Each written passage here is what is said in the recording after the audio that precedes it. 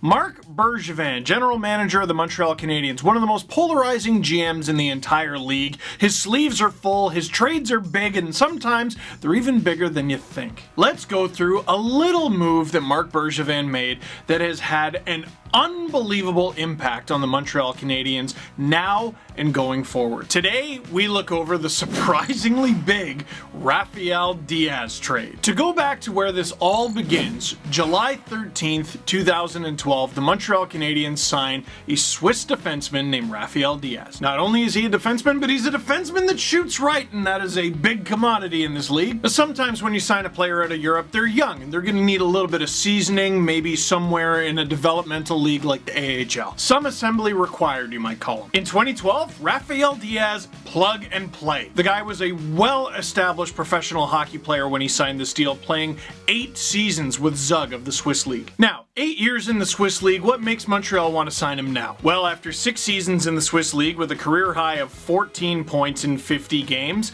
he breaks out for 31 in 49. The next season, his goal total goes from 5 to 12. 39 points in 45 games. That's a player worth taking a shot on. So, now he finally comes over to North America, plays with the Montreal Canadiens. Is he a success? I think we can agree he would have had a better time of it if he was able to stay in the lineup. 16 points in his first season in the NHL from the blue line in just 59 games though. The next season, 14 points in 23 games. That's a great point per game total. But it was the lockout shortened season and he only played in 23 games. In fact, during the lockout, he played more games, 32, in Switzerland than he ended up playing in the NHL. During 2013-14, partway through the season, he's played in 46 games, he's got 11 points, none of them are goals. The Habs decide it's time for a change of scenery. So, in the winter of the 2013-14 season, the Montreal Canadiens trade Raphael Diaz to the Vancouver Canucks for Dutch Gretzky. That's right, it was a straight up 1-for-1 trade for tough up-and-coming forward Dale Weise. We're gonna spend some time on the Montreal part of all this, but let's wrap up the Canucks one because it actually doesn't take very long. In his first 6 games with the Vancouver Canucks, Diaz put up a goal and an assist. That's good. So good that they traded him. At the 2014 deadline, the Vancouver Canucks traded Raphael Diaz to the New York Rangers in exchange for a 5th round pick. The 5th round pick is pretty worth it on account of the New York Rangers ended up going all the way to the Stanley Cup final that year. Diaz, though, only playing in 4 of those playoff games with the Rangers. With that 5th round pick, the Vancouver Canucks go on to select Adam Gaudette. The 24-year-old has already played in 120 games for the Vancouver Canucks, and this past season was his best, putting up 12 goals in 59 games, 33 points. And because he's re-signed with the Vancouver Canucks, it's not that his trade tree is done. They could still trade him down the line, but they haven't yet. So, for now, it's done. The Habs side of things, not even close. Now, in 3 seasons with the Vancouver Canucks, 152 games, Dale Weise had 10 goals. But at about 6'2" and 210, Dale Weise made his impact physically. Not exactly a point per game guy, but a penalty minute per game guy. At least that's how he began with the Montreal Canadiens. 17 PIMs in his first 17 games with the Habs. And then in those 2014 playoffs, the very same season that the Montreal Canadiens acquired Dale Weise, who is this? Weise got into 16 games in the Stanley Cup playoffs for the Montreal Canadiens in 2014. 3 goals, 4 assists for 7 points, just 4 penalty minutes. Who is this guy? Well, the following season, his first full season with Montreal, he was more of that guy. In 79 games, he had 10 goals, a personal record by more than double. 19 assists, a personal record by more than double. 29 points, a personal record by more than double. And with 34 penalty minutes, less than half a penalty minute per game. Who is this? Dutch Gretzky is who it is! Now, he only had the 2 goals and 3 points in 12 playoff games during 2015, but the following season was Weise's career best again. Well, at least he was on pace for that. In just 56 games to begin the 2015-16 season, Weise already had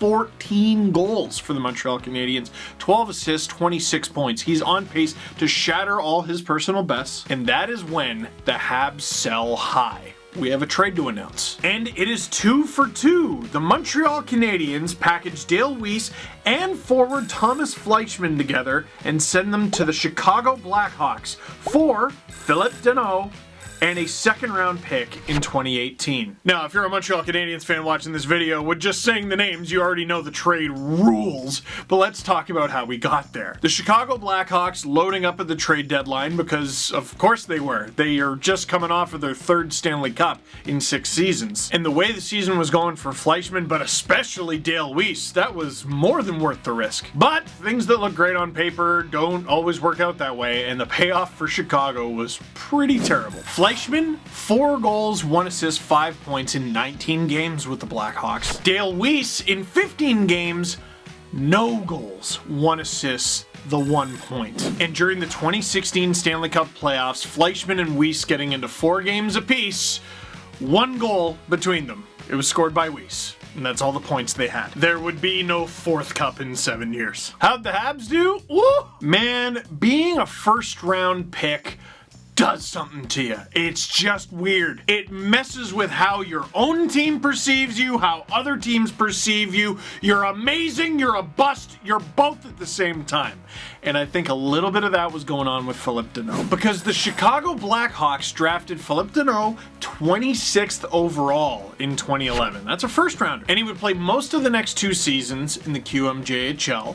But he didn't really shoot the lights out. His career high for goal scoring in the Q was 23 goals, and he did that twice.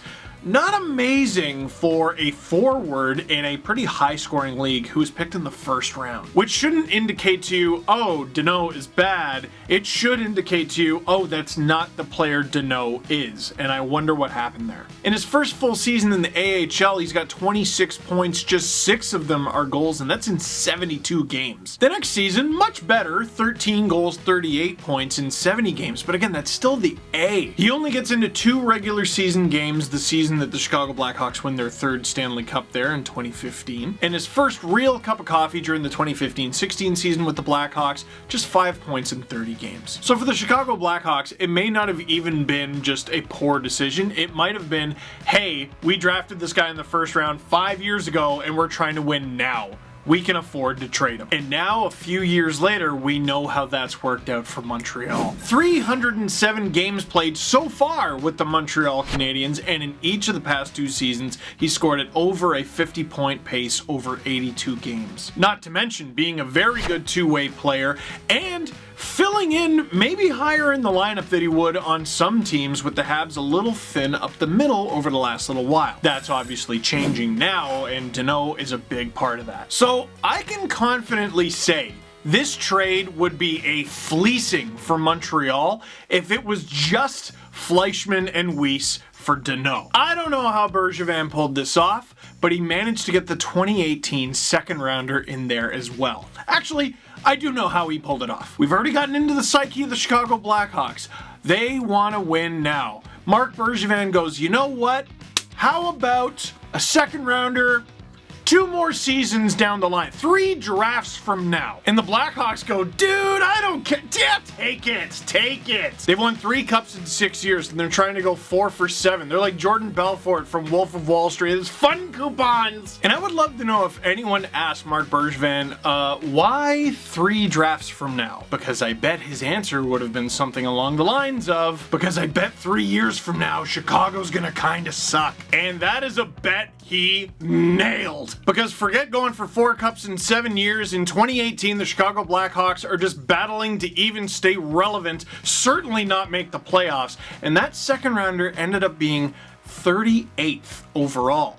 And it belonged to Montreal. Oh, Marc Bergevin was having a good weekend. He was having a fun time. 3rd overall, he drafts Jesperi Kotkaniemi. 35th overall, because that 38th pick's not even their only second, he drafts Jesse Ylonen. 56th overall, because they had 3 second rounders, the Montreal Canadiens draft Jacob Olofsson. But before him, 38th overall with the Chicago Blackhawks pick, with the pick that they acquired in the Dale Weise and Tomas Fleischmann trade, the Montreal Canadiens select Alexander Romanov. This kid looks good. Now, at the time I'm shooting this, Alexander Romanov has not played an NHL game yet. Let's not go giving him the Norris just yet.